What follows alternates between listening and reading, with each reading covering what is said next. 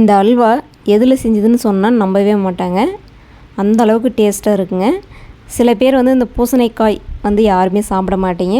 அப்படி சாப்பிடாதவங்களுக்கும் சரி, கடையில் வந்து வாங்குகிற பூசணிக்காய் பார்த்திங்கன்னா காய் வந்து ஒரு ரகம் வந்து ஒரு மாதிரி இருக்கும். ஒரு சில ரகம் வந்து பார்த்திங்கன்னா குழம்பே வந்து நல்லா இருக்காது.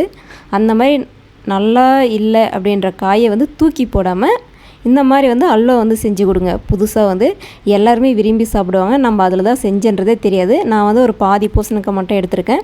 அதை வந்து நல்லா மேலே நல்லா கழுவிட்டு உள்ளே இருக்கிற விதை எல்லாமே எடுத்துகிட்டு மேலே இருக்கிற தோலை மட்டும் நான் வந்து ரிமூவ் பண்ணிட்டேன். எடுத்துகிட்டு இந்த மாதிரி வந்து சின்ன சின்ன பீஸாக வந்து கட் பண்ணி சேர்த்துக்கோங்க. இது வந்து நல்லா வந்து நம்ம காய் வந்து நறுக்கிற மாதிரி வந்து சின்னதாக வந்து நல்லா நறுக்கி எடுத்துக்கோங்க. இப்போ இந்த மாதிரி வந்து பீஸை நான் வந்து கட் பண்ணி எடுத்துருக்கேன். இதை வந்து நம்ம பீட்ரூட் திருவுற மாதிரி வந்து நம்ம திருவி எடுத்துக்கலாம். பீட்ரூட் திருவுற கட்டரில் வந்து திருவி எடுத்துக்கோங்க. இந்த மாதிரி வந்து பாருங்கள் எவ்வளோ வந்து நம்ம சின்ன இதில் போட்டிங்கன்னா உங்களுக்கு குயிக்காக வந்து நல்லா வெந்து வந்துடும் நம்மளுக்கு. அந்த மாதிரி வந்து திருவி எடுத்துக்கோங்க. ஒரு கடாய் நல்லா சூடு இருந்ததும் நெய் வந்து சேர்த்துக்கோங்க. நெய் பிடிக்கல அப்படின்னா நீங்கள் ஆயில் கூட சேர்த்துக்கலாம். ஏன்னா கண்டிப்பாக வந்து அல்வாவுக்கு வந்து நெய் போட்டால் மட்டுமே நல்லாயிருக்கும். நான் வந்து ஒரு 2-3 டீஸ்பூன் அளவுக்கு வந்து நெய் சேர்த்துருக்கேன். சேர்த்துட்டு இதுலேயே வந்து முந்திரி வந்து வறுத்து எடுத்துக்கலாம். நல்லா பொன்னிறமாக வந்ததுமே வறுத்து நம்ம தனியாக எடுத்துக்கலாம். இது கூட வந்து நான் உலர் திராட்சை வந்து கருப்பு திராட்சை வந்து சேர்த்துருக்கேன். உங்களுக்கு எந்த திராட்சை வேணாலும் நீங்கள் வந்து சேர்த்துக்கோங்க. சேர்த்துட்டு நல்லா பொன்னிறமாக வந்ததையும் நம்ம வந்து எடுத்துக்கலாம். குட்டீஸ்க்கெலாம் அல்வானாவே எல்லாருக்குமே பிடிக்கும். அது இந்த மாதிரி வந்து வெஜிடபிளை வந்து செஞ்சு கொடுக்கும்போது அவங்களுக்கு அதில் தான் செஞ்சாங்கன்னு தெரியாது. சாப்பிடாத குழந்தைங்களுக்குலாம் இந்த மாதிரி வந்து செஞ்சு தரலாம். ஏன்னா பூசணிக்காய்ன்றது ரொம்ப வந்து எப்பயும் நார்மலாக சாப்பிட்ற காய் மாதிரி கிடையாதுங்க.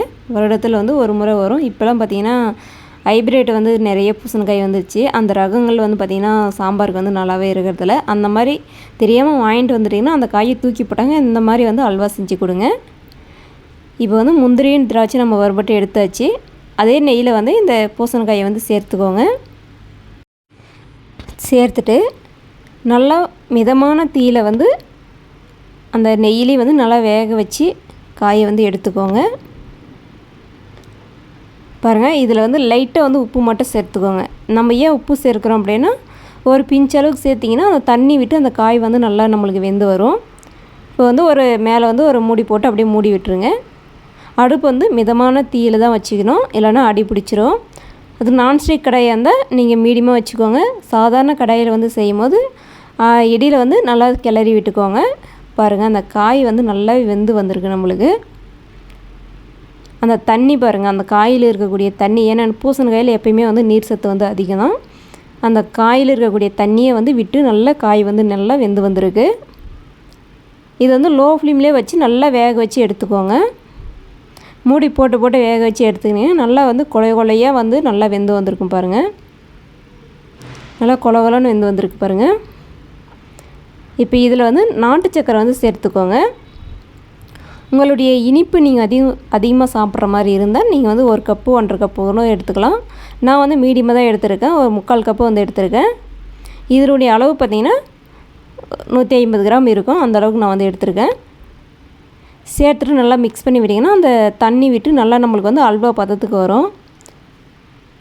இடியில் வந்து நீங்கள் நெய் சேர்த்துக்கோங்க. உங்களுக்கு அதிகமாக நெய் தேவைன்னா நீங்கள் இடியில் வந்து ஒரு 2 டைமாக வந்து நெய் சேர்த்துக்கலாம். நான் வந்து ஒரு 2 டீஸ்பூன் அளவுக்கு வந்து மீண்டும் வந்து நெய் சேர்த்துக்கிறேன். சேர்த்துட்டு நல்லா வந்து மிக்ஸ் பண்ணி இந்த மாதிரி எடுத்துக்கோங்க. நம்மளுக்கு அல்வா வந்து பார்த்திங்கன்னா கடாயில் ஒட்டாமல் வரணும். பாருங்கள் நல்லா வந்து நம்மளுக்கு அல்வா பதத்துக்கு வந்துருச்சு. இப்போ வந்து முந்திரியும் திராட்சையும் வந்து சேர்த்துக்கோங்க. சேர்த்துட்டு நல்லா வந்து மிக்ஸ் பண்ணி விட்டுக்கோங்க. பார்க்குறதுக்கு பார்த்தீங்கன்னா யாருமே நம்ம சொன்னால் கூட அவங்களுக்கு தெரியாது பூசணிக்காயில் தான் நம்ம செஞ்சுருக்கோம் அப்படின்னு. அந்தளவுக்கு டேஸ்ட்டாக இருக்குங்க பூசணிக்காய் அல்வா. விருப்பப்பட்டால் உங்களுக்கு வந்து எந்த அளவுக்கு வேணுமோ நீங்கள் அந்தளவுக்கு வந்து நெய் சேர்த்துக்கலாம். சூப்பரான பூசணிக்காய் அல்வா ரெடி ஆயிடுச்சு. இதை வந்து அப்படியே வேறு ஒரு பிளேட்டுக்கு வந்து நீங்கள் மாற்றிக்கோங்க. நல்லா சுட சுட வந்து செஞ்சு கொடுங்க. கண்டிப்பாக எல்லாருமே விரும்பி சாப்பிடுவாங்க. இந்த வீடியோ பிடிச்சிருந்துச்சுன்னா உங்கள் ஃப்ரெண்ட்ஸோட ஷேர் பண்ணி சப்ஸ்கிரைப் பண்ணி சப்போர்ட் பண்ணுங்கள். மீண்டும் அடுத்த ஒரு வீடியோவில் சந்திக்கலாம். நன்றி.